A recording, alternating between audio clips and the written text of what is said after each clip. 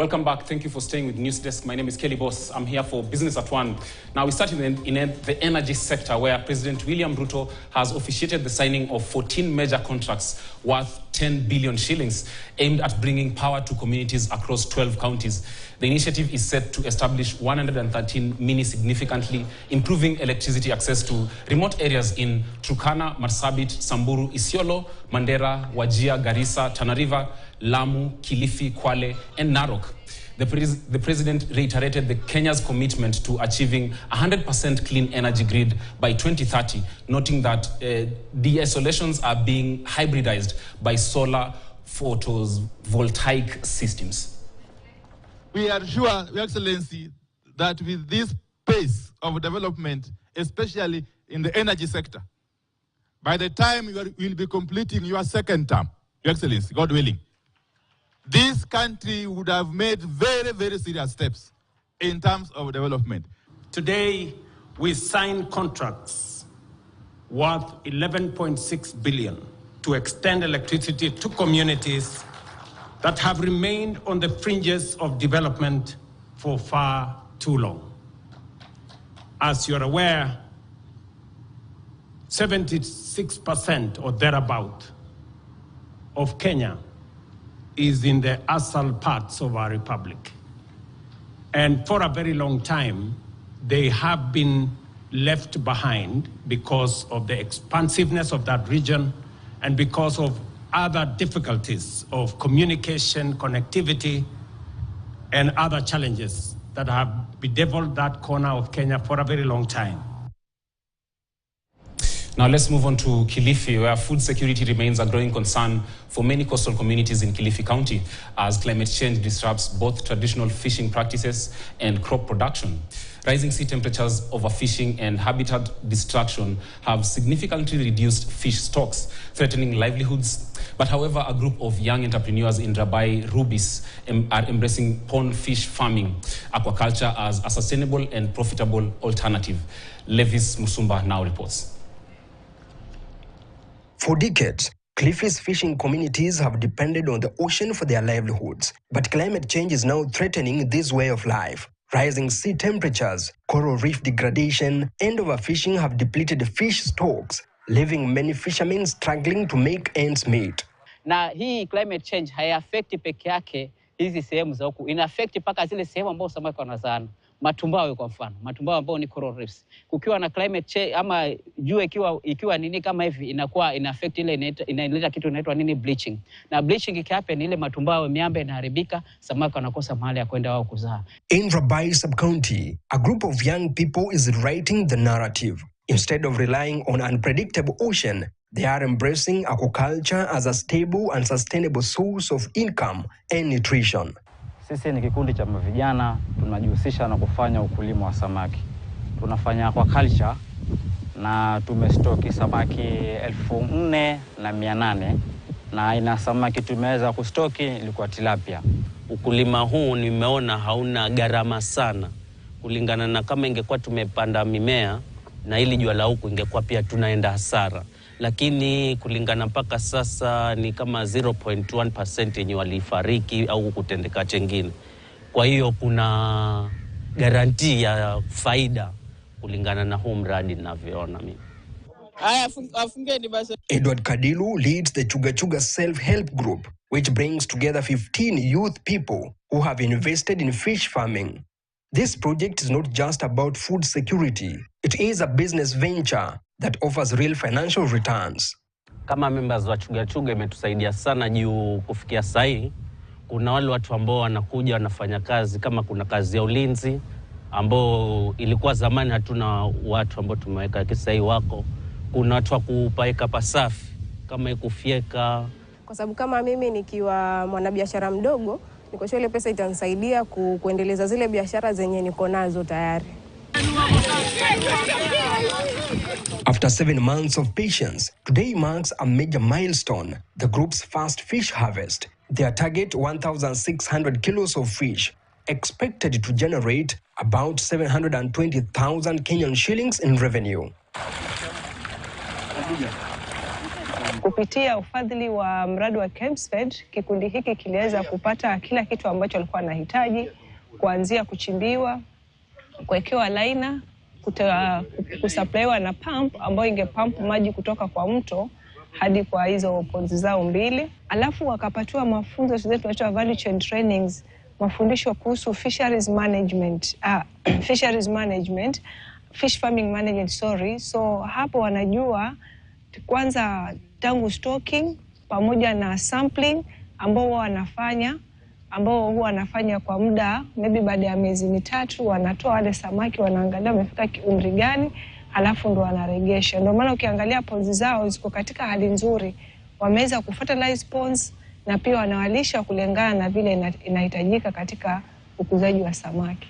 In Kilifi, where erratic rainfall and rising temperatures make traditional farming difficult, fish farming offers a reliable source of protein and an alternative source of income for struggling families.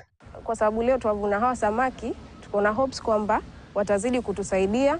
Kama mimi nikiwa mwanabiashara mdogo mwenye huwa anauza viatu, vipuli na hata vyakula hivi vidogo vidogo kama mabuyu, crisps, na imani kwamba hizi pesa zenye nitapata leo zitanisaidia kukuza zile biashara zenye niko nazo. Tulikuwa hatuna, hata wengine tushaanza kuuza samaki kupitia huu mradi na tumpata pia customer. Sasa tunajenga kijamii. Kwa sasa hatulii kama zamani. Mradi huu umetubadilisha maisha ya kimapato, kama tumeweza kupata chakula bora, tumeweza kupata pia mapeni ya kuweza kusomesha watoto wetu. Recognizing the potential of aquaculture, the Kilifi County government through the Kemsfed project is stepping up to support small-scale fish farmers. Plans are underway to establish a fish hatchery, ensuring steady supply of quality fingerlings for young entrepreneurs venturing into fish farming. Tumeanzisha pale kunaitwa HC Agricultural Training Center pale Mtwapa, ambapo hapo tunatengeneza, itakuwa kama model place ya watu waende wasome jinsi ya kutengeneza kwa kufuga samaki, na pia vile watakuwa wanaweza pia kupata fingerlings katika zile sehemu za pale. By the end of tuseme yani mwaka ama mwaka miwili, watu wao wanaweza kujisustain kwa upande wa kutoa fingerlings, kwa upande wa kutoa kama ni chakula yenyewe, kwa upande wa kutoa kila kitu ambacho unastahili kwa kufanya ukulima wa samaki. The Chuga Chuga Self-Help Group aims to expand their project to 6 fish ponds and employ even more young people, transforming aquaculture into a sustainable business model.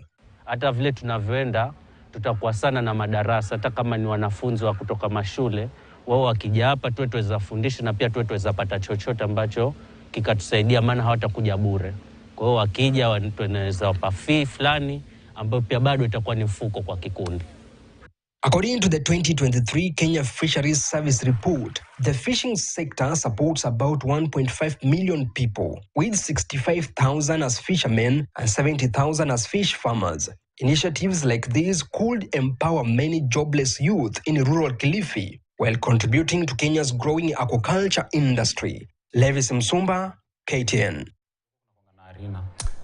Well, that first catch by the youth who are leading that particular project in Kilifi is quite the catch. There's a lot of fish right there. Good story by Levis Musumba. But we move on now, shift focus to technology. Healthcare insurance and technology leaders are optimistic that artificial intelligence and real-time data will enhance healthcare quality, reduce costs, and expand insurance access in Kenya. This is according to industry leaders from health insurance and healthcare during a Digital Pulse CEO Roundtable in 2025, hosted by MTIBA. They say AI-driven strategies will transform the face of healthcare and insurance in Kenya. Connected intelligence in health insurance is making sure that the data that is being generated through the health insurance process is structured and makes sense and can be managed responsibly to make sure that health insurance offerings become more personalized and more valuable for the member and for the person who's actually insured. And so what we found out tonight is that we really have to collaborate as providers, insurers, to make sure that with technology we can make sure that the proposition for the member, for the individual who has health insurance, becomes better. One of my key takeaways is to start with some small ideas. And I've really been inspired by some of the ideas that people brought to the table, but like how we can experiment with quick things and to try to really use data to make sure that health insurance becomes more intuitive and accessible. Jubilee has remained ahead of the curve in leveraging on connected data, whether it's AI, technology, and all of these use cases that we find are very useful for business today. And there are a couple of reasons for that. It is because we find that serving the customer, and really if you think about it, insurance and health insurance more specifically is an emotive product. By the time the client is consuming it, they're in a heightened emotional state. So at that point, you want to make it easier for them to utilize it. Well, still in AI, but in education, with an aim of promoting a reading culture among children globally, Booksmart by World Reader is redefining literacy in Kenya through AI-powered learning designed for children between age 0 to 5. The app provides access to age-appropriate books. Now, earlier today, I had an exclusive opportunity to talk to Rebecca Chandler, the CEO of World Reader, and here is a part of that conversation. Anywhere if you're between 22 and 35, you're a parent. You know, if you have small kids, 0 to 5, you are on a platform, you're on TikTok, you're on Instagram, you've got your phone, it's your lifeline. How can we use that phone? And that's part of World Reader's mission. Use this phone to guide parents in reading to and with their young children from birth, 0 to 5, because they're going to be they're digital natives already, these young kids. And they need their parents' engagement to foster that fundamental literacy skills that get them ready for school. World Reader, we run an application called Booksmart. It is free. We deliberately make it free for all families. We recognize families are using their own data plans. We're asking them to commit 10 minutes a day to read one short children's book. Usually takes about 3 minutes to do an activity and discuss with their young child. That 10 minutes over 5 years using their own phone can get a child the vocabulary, the exposure to concepts ready for school. And you know what else it does? It builds that relationship. Just like you need with your child, the #1 predictor of success is family cohesion for a child. It's not money, it's not really purely education, but it's building that structure and those pre-literacy skills so that that child can flourish.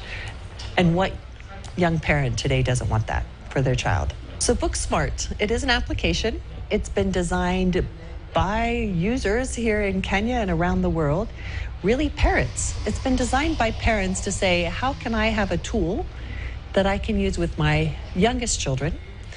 We curate children's books collections, working with 400 publishers around the world. And local publishers here, because we know that children and parents want to have books that they can resonate with. So we have a great book that just came out called Maddie the Matatu. Everybody knows a matatu. Little kids can understand what happens in that journey experience. So children's book, the content is important. It's got to resonate with you today in your environment, but it also has to bring the world to you. Well, that story does it for Business at 1. Coming up next is Robinson Okenyi, who is on the other side in Muthaiga, waiting to update you on sports. Robinson, good afternoon.